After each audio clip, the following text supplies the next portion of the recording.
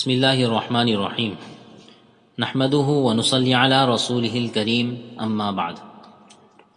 محترم ناظرین، آج کا خلاصہ 14ویں پارے کے ثلث سے 15ویں پارے کے اخیر تک کی تلاوت پر مشتمل ہے۔ ارشاد خداوندی ہے، ان اللہ یأمر بالعدل والاحسان وایتاء ذی القربى وینہی عن الفحشاء والمنکر والبغی یعظکم لعلکم تذکرون۔ اللہ حکم کرتا ہے انصاف کرنے اور بھلائی کرنے کا اور قرابت والوں کو دینے کا، اور منع فرماتا ہے بے حیائی اور نامعقول کام سے، اور تم کو سمجھاتا ہے تاکہ تم یاد رکھو۔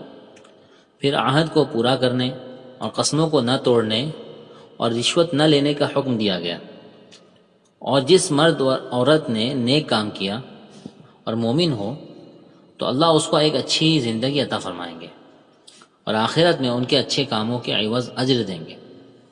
آگے ارشاد یہ ہے کہ اے مسلمانوں، جب تم قرآن کی تلاوت کیا کرو تو شیطان سے بچنے کے لیے اللہ کی پناہ مانگ لیا کرو، اور اے نبی، آپ لوگوں کو دعوت دے تو نہایت حکمت اور بہترین طریقے پر دیا کرے۔ ادع الی سبیل ربک بالحکمت والموعظۃ الحسنۃ وجادلہم باللتی ہی احسن، اور مخالفین کے ہر بات پر رنج نہ کرے، اللہ آپ کا حامی اور مددگار ہے۔ اس کے بعد سورہ بنی اسرائیل شروع ہوتی ہے۔ اللہ تعالیٰ نے حضور صلی اللہ علیہ وسلم کو معراج کا شرف بخشا اور وہاں ان کو اپنی قدرت کے بڑے بڑے مشاہدات کرائے۔ یہ پہلا موقع تھا کہ 5 وقت کی نماز اوقات کی پابندی کے ساتھ فرض ہوئی۔ اس سورہ مبارک میں اللہ تعالیٰ نے 14 نکات عطا فرمائے جس سے مستقبل کے مسلم معاشرے کی مہذب ترین شکل عمل میں آئے۔ نمبر 1، عبادت صرف اللہ کی کرو۔ نمبر 2، والدین کے ساتھ نیک سلوک کرو۔ نمبر 3، رشتہ داروں، مسکینوں اور مسافروں کو ان کا حق دو۔ نمبر 4، فضول خرچی نہ کرو۔ نمبر 5، اگر کسی کی حاجت پوری نہ کر سکو تو نرمی سے جواب دے دو۔ نمبر 6، کنجوسی کرو نہ فضول خرچی کرو، اعتدال کی راہ اختیار کرو۔ نمبر 7، اپنی اولاد کو مفلسی کے ڈر سے قتل نہ کرو۔ نمبر 8، زنا کے قریب تک نہ پھٹکو۔ نمبر 9، بغیر قانونی جواز کے کسی کو قتل نہ کرو۔ نمبر 10، حدود قانونی سے باہر یتیم کے مال کے پاس نہ پھٹکو۔ نمبر 11، قول و قرار کی پابندی کرو۔ نمبر 12، ناپ تول میں کمی و بیشی ہرگز نہ کرو۔ نمبر 13، جس بات کا تمہیں علم نہیں اس کے پیچھے نہ پڑو۔ وَلَا تَقْفُ مَا لَيْسَ لَكَ بِهِ عِلْم۔ نمبر 14، غرور و تکبر کی چال نہ چلو۔ وَلَا تَمْشِ فِي الْأَرْضِ مَرَحًا۔ یہ وہ حکمت کی باتیں ہیں جو اللہ نے اپنے نبی پر وحی فرمائی۔ ارشاد باری ہے کہ جاء الحق وزهق الباطل ان الباطل كان زهوقا۔ حق آ گیا اور باطل مٹ گیا، باطل تو دراصل مٹنے والا ہی ہے۔ اے نبی، میرے بندوں سے کہہ دو کہ بات اس طرح کیا کرو کہ بہتر اور پسندیدہ ہو۔ حضور صلی اللہ علیہ وسلم پر نماز تہجد اسی وقت فرض ہوئی۔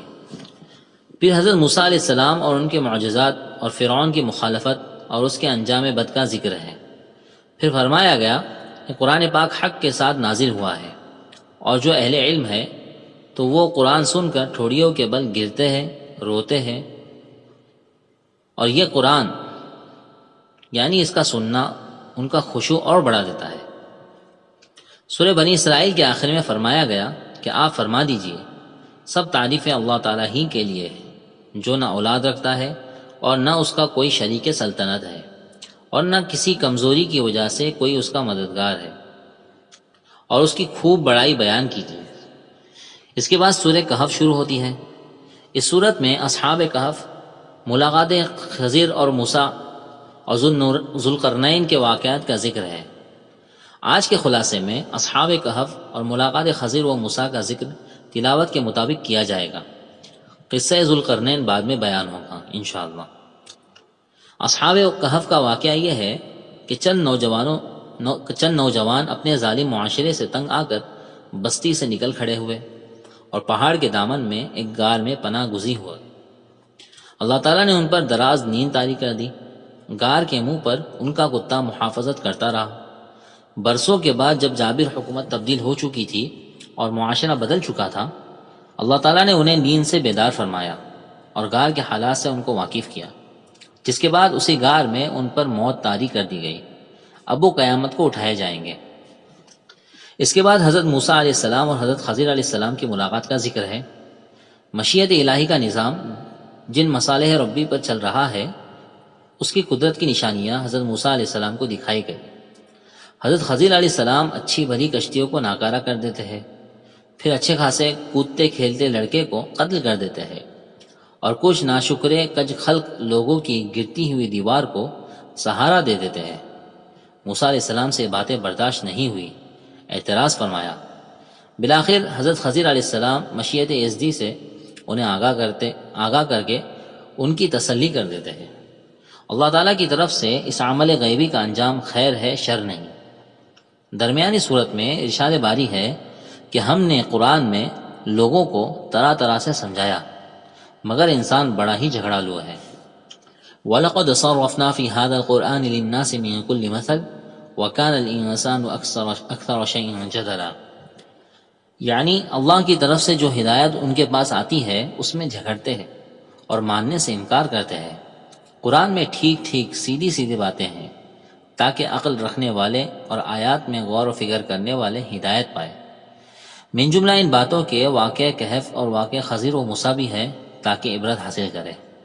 اللہ تعالی ہم سب کو ہدایت عطا فرمائے اور قرآن کی رہنمائی پر عمل کرنے کی توفیق عطا فرمائے۔ آمین۔ وآخر دعوانا الحمدللہ رب العالمین، والسلام علیکم ورحمۃ اللہ وبرکاتہ۔